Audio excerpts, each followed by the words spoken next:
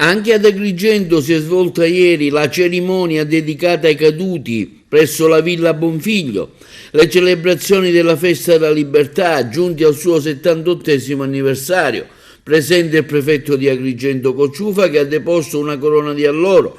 A Villa Bonfiglio anche le più alte cariche civili e militari della provincia, tra i quali il comandante dei carabinieri Vittorio Stingo, il questore di Cifara, la sua prima celebrazione ad Agrigento e il vescovo Don Damiano. Hanno partecipato anche gli studenti dell'Istituto Esseneto, diretto da Francesco Catalano, con delle letture che sono state a cura di Federica Bugea, Gianni Rodari e Simone Alaimo, accompagnati dalla musica a cura dei docenti e degli studenti dell'indirizzo di strumento musicale.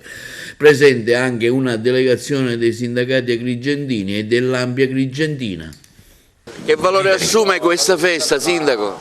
È un valore importantissimo, questo è un ricordo dei nostri partigiani, dei nostri concittadini che hanno sacrificato la loro vita per liberare la nazione dall'oppressione dello straniero, dall'occupazione anche nazista. Se ricordate bene l'eccidio delle Fosse Ardeatine, l'impresa di Fiume, la strage di Marzabotto, il massacro delle foibe sono testimonianza della lotta che i nostri concittadini italiani hanno dato e hanno fatto per liberare e per dare più dignità e libertà alla nostra nazione.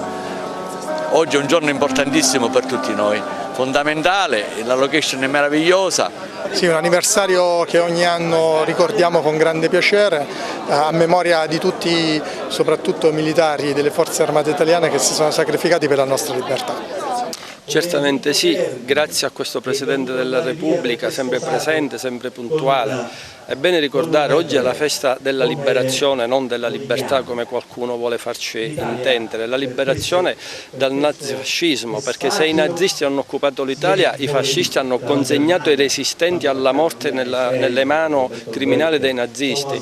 Il 25 aprile è una data storica che ci deve fare riflettere a tutti e per sempre che non bisogna mai esitare di fronte al nemico, ma più fascismi, e le guerre che ci sono in Europa, oltre alle tante guerre in giro nel mondo, ci dimostrano che non bisogna mai abbassare la guardia. È un bene prezioso quello che tutti noi oggi abbiamo, che è la libertà, custodiamola e diamola ai nostri figli per di volta in volta tramandarla nelle generazioni future.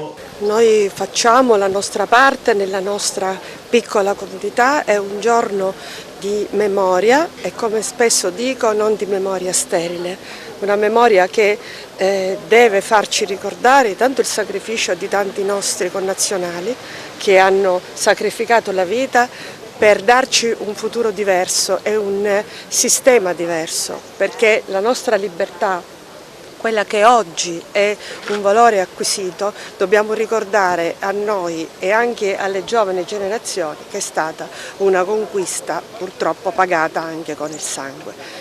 Oggi dobbiamo celebrare valori condivisi, ecco, questa è la cosa importante, che sono i valori della libertà, sono i valori della democrazia, sono i valori anche della dialettica costruttiva.